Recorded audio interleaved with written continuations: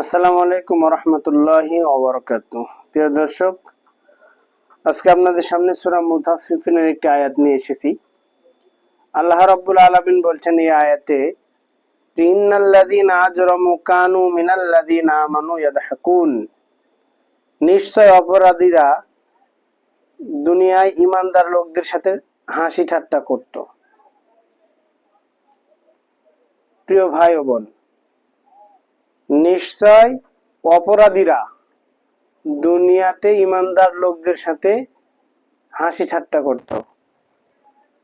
আপনার অনেক অপরাধ করছে, অনেক সীমা লঙ্ঘন করছে, আল্লাহর অনেক হুকুম লঙ্ঘন করছে। এরকম ব্যক্তিরা যারা প্রকৃতপক্ষে ঈমানদার, প্রকৃতপক্ষে আল্লাহওয়ালা, প্রকৃতপক্ষে আল্লাহর ইবাদত বন্দেগীতে জীবন পার করছে, এমন লোকদের সাথে সর্বদাই হাসি ঠাট্টা করে, উপহাস করে। প্রিয় ভাই ও বোন, যারা আমরা নিজেরা আল্লাহর ইবাদত করি না কিন্তু কেউ করে, তাদের সাথে হাসি ঠাট্টা বা উপহাস করি, এরকম আচরণ আমরা ছেড়ে দিই। কারণ আল্লাহ রাব্বুল আলামিন নিজেই বলছেন, ইন্নাল্লাযীনা আজরামু কানু মিনাল্লাযীনা আমানু ইয়াদহাকুন।